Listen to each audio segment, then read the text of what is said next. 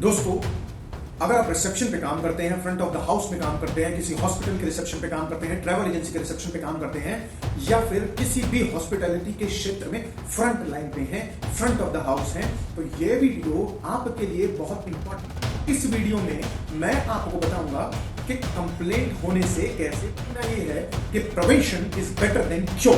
दोस्तों, आपको हजारों ऐसी वीडियोस मिल जाएंगी जिन वीडियोस के अंदर आपको ये बताया जाएगा कि किस तरह से कौन कौन से कस्टमर को डील करना है। एंग्री कस्टमर को कैसे डील करें, ये कंप्लेंट हो जाए तो कैसे डील करें, वो कंप्लेंट हो जाए तो कैसे डील करें।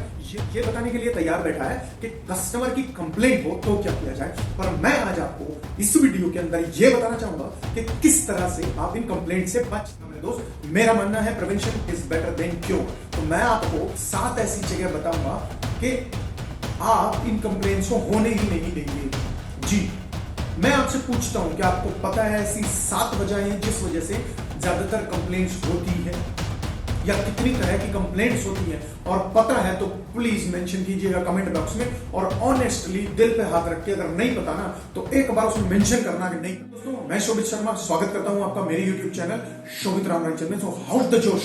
तो दोस्तों, शुरू करते हैं कंप्लेंट्स। अरे जड़ ढूंढनी है, हुई कैसे ये कंप्लेंट, और होने से पहले ही रोक देंगे तो टेंशन ही खत्म हो जाएगी ना। कि पहले हम ये जाने कि कितनी तरह की जड़, मतलब रूट कॉज क्या है इन कंप्लेंट्स की, और कंप्लेंट कितने तरह की। कंप्लेंट होती है 7 तरह की। नंबर 1, सबसे पहली service related complaint. Second number attitudinal complaint. Third number mechanical complaint. 4 number usual complaint. 5 number rooms related complaint. 6 number F&B related complaint, and 7 number the guest with always complaint। जी, चलिए अब बात करते हैं नंबर 1 सर्विस रिलेटेड कंप्लेंट के बारे में। दोस्तों, service related complaints ज्यादातर कहां होंगी? हाउसकीपिंग में, रेस्टोरेंट में, बेल बॉय के पास, कैशियर काउंटर में। और क्या क्या होती है? मुझे साबुन लेट मिला, 20 मिनट से वेट कर रहा था, एक्स्ट्रा टॉवल के लिए बोला था, मिला ही नहीं। मेरा खाना आधे घंटे में आया, सॉस मांगी थी यार, सॉस नहीं आई खाने के साथ, यार केचप तो मेरे को मिली ही नहीं। मेरी बीवी 20 मिनट से वेट कर रही है रिसेप्शन पे, कोई पेमेंट नहीं दे रहा। यार मुझे रूम दिखाओगे क्या, मुझे रूम लेना है। मेरा लगेज किधर है, उसको आधा घंटा पहले बोला था मेरा लगेज ऊपर देके जाने के लिए। दोस्तों, इस पूरी सर्विस रिलेटेड कंप्लेंट्स के अंदर आपने एक चीज को नोटिस किया, पहले कस्टमर आपको कोई चीज बताता है, उसके बाद उस चीज के लिए वेट करता है, और बाद में इरिटेट और फ्रस्ट्रेट हो गया वो आपके ऊपर बरस जाता है। अब इन सब चीजों से प्रिवेंट करने का तरीका क्या है? प्रॉम्प्ट रहना है, अटेंटिव रहना है। कस्टमर ने आपको बोला मुझे टॉवल चाहिए, दो। कस्टमर ने आपको बोला मेरे को पेमेंट करनी है, लो। अब आप कहेंगे सर हम तो बिजी होते हैं, तो कस्टमर को कम्युनिकेट कीजिए। कस्टमर ने आपको बोला मुझे टॉवल चाहिए, उनको बताइए सर 15 to 20 मिनट्स लगेंगे, और मेक श्योर कि 15 to 20 मिनट्स में उनको टॉवल मिलना चाहिए। ऐसा नहीं हो कि बोला है 15 से 20 मिनट, जा रहे हो 40 मिनट बाद कस्टमर आपकी आरती उतारे, कहा मुझे केचप चाहिए, केचप नहीं मिली, 5 मिनट 10 मिनट। दोस्त, कम्युनिकेट करो। स्टोर में रखी है, लेने गए हो, बताओ सर आउट ऑफ स्टॉक हो गई थी, बस 5 मिनट का समय दीजिए, मैं मेक श्योर करता हूं कि आपके पास आ जाएगी। हालांकि आपको पहले ही रिफिल करना चाहिए आपका सारा स्टॉक काम करने से पहले, शिफ्ट शुरू होने से पहले। पर फिर भी अगर नहीं कर पाई है किसी भी रीजन की वजह से, तो दोस्त कम्युनिकेट करो। कस्टमर खड़ा है पेमेंट के लिए, आप दूसरे की पेमेंट ले रहे हो, 20 मिनट हो जाएंगे, कम्युनिकेट करो। सर मैडम, मैं इनको निपटा लेता हूं, उसके बाद फिर आपसे बात करूंगा। समझ रहे हो ना दोस्त? Communication, promptness, attentiveness. प्रॉब्लम ही नहीं होगी, कंप्लेंट ही नहीं होगी, अटेंटिव रहोगे तो मतलब ही नहीं बनता कंप्लेंट हो जाए भाई साहब। अटेंटिवनेस दिखानी पड़ेगी। दूसरी तरह की कंप्लेंट होती है एटीट्यूडनल कंप्लेंट्स। एटीट्यूडनल कंप्लेंट्स, भाई एक बात बताता हूं तुम्हें, ध्यान रखना, अपने पल्ले ना गांड मार लो, अपने दिमाग में घिस दो इसको, मुझे नहीं पता कैसे घिसोगे। आप डिले देते हो खाना, आप टॉवल नहीं देते हो, रूम चार्ज ज्यादा लगा देते हो, कुछ भी करते हो कस्टमर के साथ, वो सब एक्सेप्ट कर सकता है एक चीज को छोड़ के, और वो एक चीज पता है क्या? डिसरिस्पेक्ट। डिसरिस्पेक्ट कोई कस्टमर बर्दाश्त नहीं कर सकता, किसी भी सेंस में, किसी भी वे में, किसी भी तरीके से। भाई किसी को कस्टमर आ रहा है, वहां पैसे दे रहा है, कोई आप एहसान नहीं कर रहे उसके ऊपर। अगर कस्टमर ने आपसे कुछ बोला है तो उससे बात करिए ढंग से, एटीट्यूड मत दिखाइए। अगर आपके अंदर इतना एटीट्यूड है तो नौकरी नहीं करनी चाहिए सर, अपना बिजनेस खोल लो। नहीं, क्योंकि प्लीज बुरा मत मानना इस बात का, अगर आपको बुरा लग रहा हो ना, अगर आप मेरे इस बात से इत्तेफाक नहीं रखते, कमेंट में लिखना जरा। आप अपना पॉइंट लिखो, चलो कमेंट के अंदर। आप मुझे एक बात बताओ, अगर कस्टमर आ रहा है, पैसे दे रहा है, तो आप उसको एटीट्यूड क्यों दिखा रहे हो? अगर आप देखो, एटीट्यूड कौन दिखाता है? जो अपने आप को बहुत फन्ने का समझता है। देखो, आप फन्ने का हो नहीं, अगर होते तो आप नौकरी नहीं कर रहे होते। तो आप अगर नौकरी कर रहे हो तो, और सबसे इंपॉर्टेंट चीज, आप कहां नौकरी कर रहे हो? हॉस्पिटैलिटी में अतिथि देवो भव, मतलब ऊपर वाले के बराबर उसको आपके मेहमान को माना जाता है। तो हॉस्पिटैलिटी में तो कतई आपका एटीट्यूड नहीं चल सकता भाई साहब। आप गलत जगह आ गए, मैकेनिक बन जाते हैं एटीट्यूड में। आप जाते गाड़ी ठीक कराने, कोई आपके पास आता, कहता भाई साहब गाड़ी ठीक करा रहा है, न्यू है कल, ये चलो नहीं है, आज न्यू परसों ये चलो नहीं है, मजबूरी है उसकी।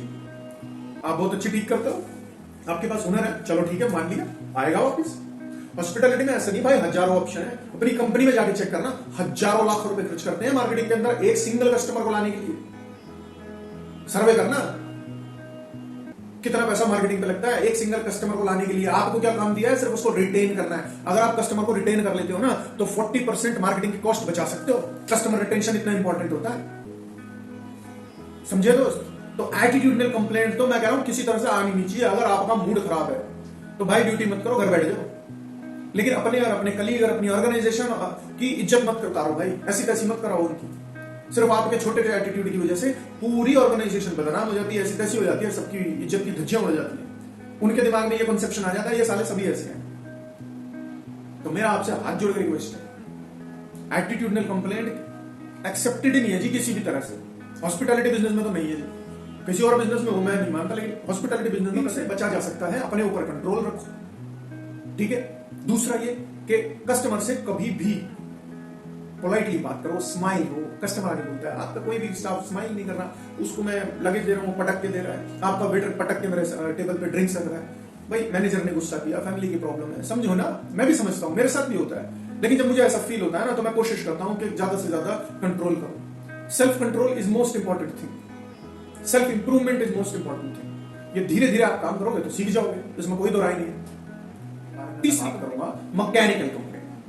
देखो, मैकेनिकल कंप्लेंट्स जो होती है ना, उसमें आप कुछ नहीं कर सकते, लेकिन आप सब कुछ कर सकते हो। मैंने पहले ही बात, prevention is better than cure. तो अगर आप शुरू करते हैं प्रिवेंशन, प्रिवेंटिव मेंटेनेंस प्लान, अब वो क्या होता है, कैसे अप्लाई किया जाता है, सब चीज इसकी वीडियो में डाल दूंगा अलग से कि प्रिवेंटिव मेंटेनेंस प्लान क्या होता है। पर अभी मैं बात करने वाला हूं कि प्रिवेंटिव मेंटेनेंस प्लान चलाओ आप। उसके अंदर आपके एसी की सर्विसेज कब हुई थी।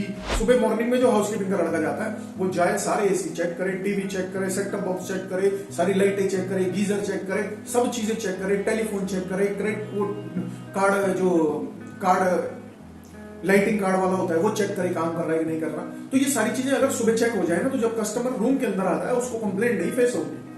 लेकिन ये कब होता है? जब हाउसकीपिंग वाला फटाफट फटाफट फटाफट निपटाए काम और भाग जाए, भाई मेरा तो फटाफट हो गया, मैंने 10 रूम बना दिए आज। ऐसे रेस्टोरेंट में जो सुबह वाला आता है बस मॉपिंग करके बैठ गया टिश्यू बनाने के लिए, चेक ही नहीं किया कि एसी काम कर रहे थे कि नहीं, दूसरे वाले कंप्यूटर ऑन हुआ ही नहीं, उधर वाले की लाइट खराब है। ये तो आपको आते ही चेक करना है। कस्टमर आपको बताएगा आपकी टेबल की लाइट खराब है, तो सोचो आप क्या कर रहे हो भाई साहब। अटेंटिवनेस, प्रॉम्प्टनेस, इनिशिएटिव आता है यहाँ पे।